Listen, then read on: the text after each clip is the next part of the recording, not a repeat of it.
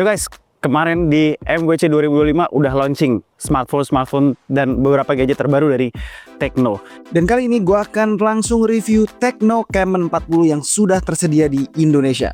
Dari pengalaman gue menggunakan Camon 40, sepertinya HP ini berpotensi jadi HP 2 jutaan resmi terbaik. Camon, kita bahas Camon.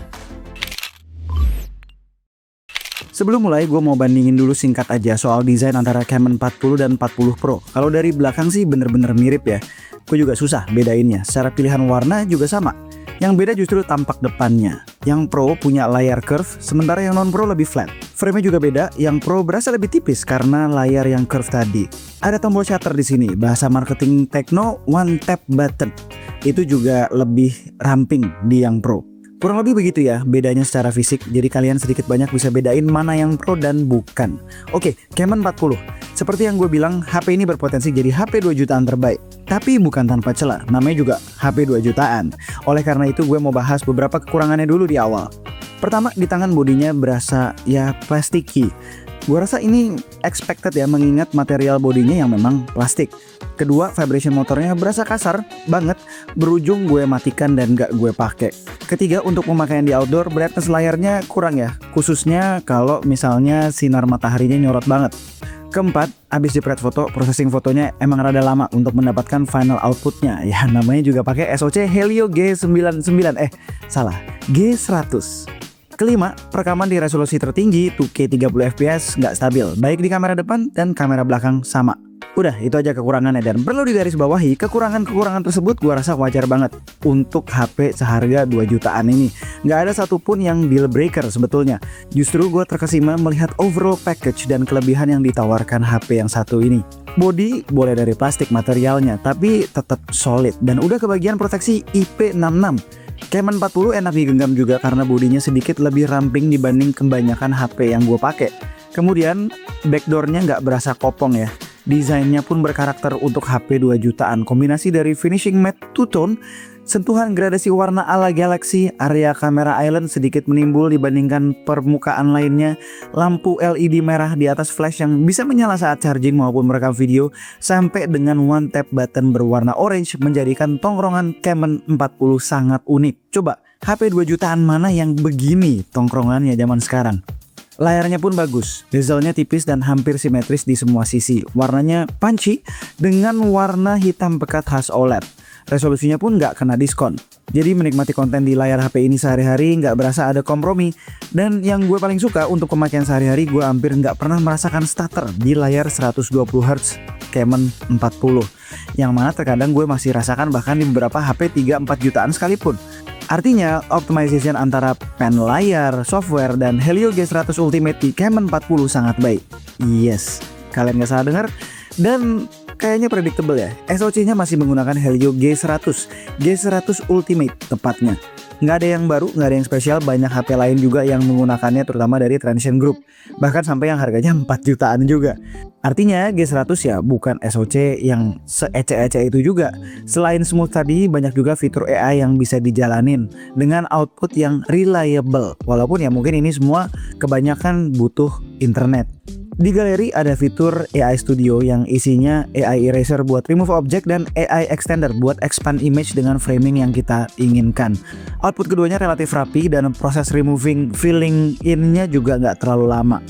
Kemudian ada juga fitur AI Perfect Face. Fungsinya mirip kayak best shot-nya Galaxy S25 series nih. Mata kedip saat foto bukan lagi masalah. Fitur HP mahal loh ini. Di app camera ada juga AI GC Portrait Mode, mirip kayak Galaxy AI Portrait Studio atau AI Portraitnya Xiaomi.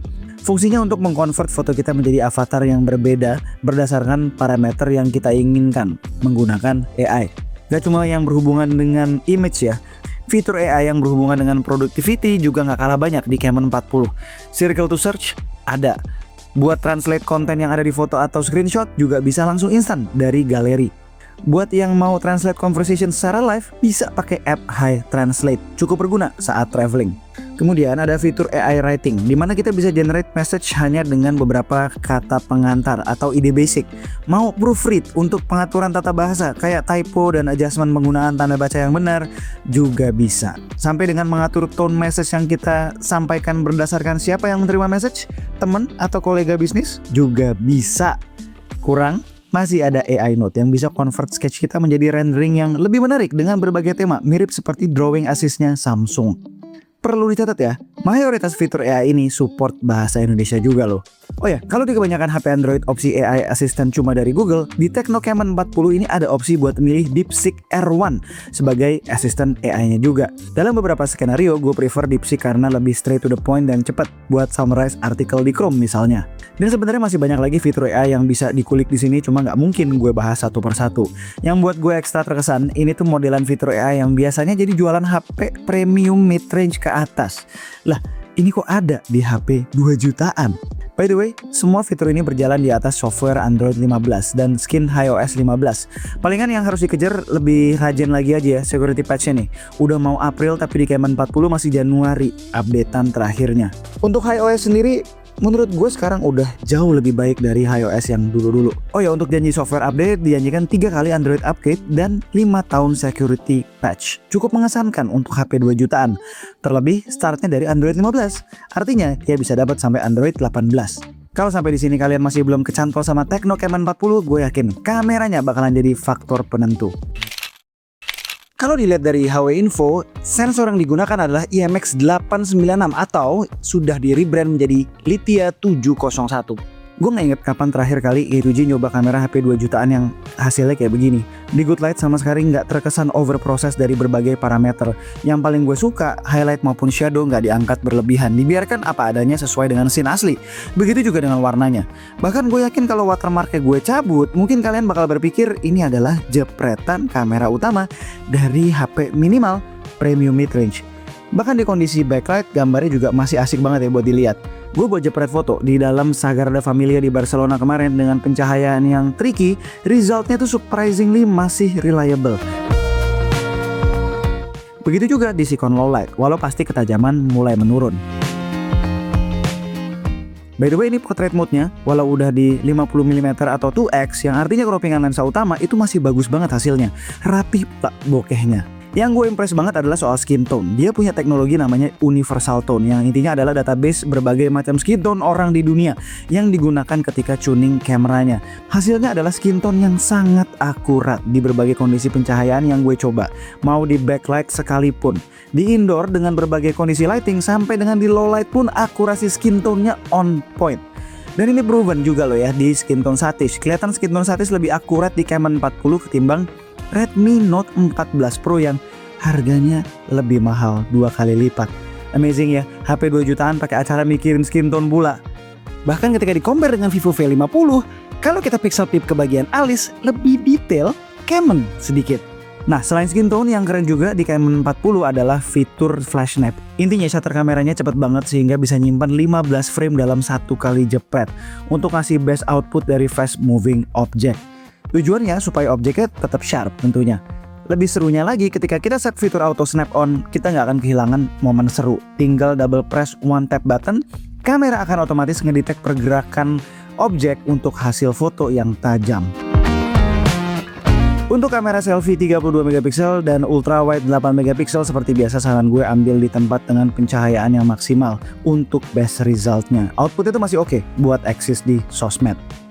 Terakhir soal kamera ya video. Tipikal HP 2 jutaan lah.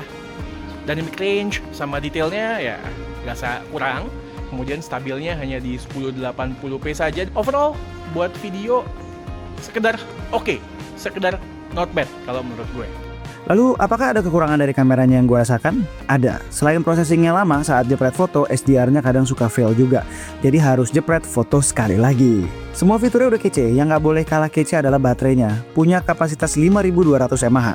Dengan pola pemakaian standar pengetesan K2G, SOT-nya bisa dapat segini. Udah termasuk awet ya untuk HP 2 jutaan. Secara fitur baterai silikon karbon so far belum turun juga ke segmen ini. Kalau baterai habis, kita dikasih charger 45 watt yang bisa ngisi baterai dari habis sampai penuh dalam waktu di bawah 50 menit. Hal basic mengenai Tecno Camon 40 yang perlu kalian ketahui, dia punya stereo speaker dengan output audio yang oke. Untuk biometrics menggunakan in-display fingerprint sensor yang kerjanya cukup cepat dan akurat. One tap button di sisi kiri atas fungsinya bisa di custom sesuai preference atau kebutuhan, bisa di set fungsi double press dan long press-nya. Lalu Tecno Camon 40 dijual dalam dua varian, 8128 dan 8256. Yang mantap storage-nya sudah UFS 2.2. Soal mobile data dia hanya support jaringan 4G ya. Terakhir dia juga support dual SIM fisik. Alright, itu adalah Tecno Camon 40. Buat gue ini adalah HP 2 jutaan dengan kamera yang wow banget. Tapi bukan hanya karena kualitas gambar, tapi fitur kameranya pun demikian. Di luar kamera, untuk sebuah HP yang harganya cuma 2,5 jutaan, sulit banget cari deal breaker-nya. Banyak banget fitur yang diberikan kalau kita teliti di atas segmen harganya. Dengan beberapa hal lainnya memang sesuai dengan HP harga segini. Overall, gue rekomen banget Tecno Camon 40 ini. Buat yang tertarik dengan yang Pro, itu bakal keluar di Indonesia resmi, cuma kita belum tahu kapan dan harganya berapa. Kalau yang Premier, sampai sekarang belum ada info. Alright, sekian aja video dari gue kali ini. Gue Alessa and this is K2G. Tunggu racun-racun kami berikutnya.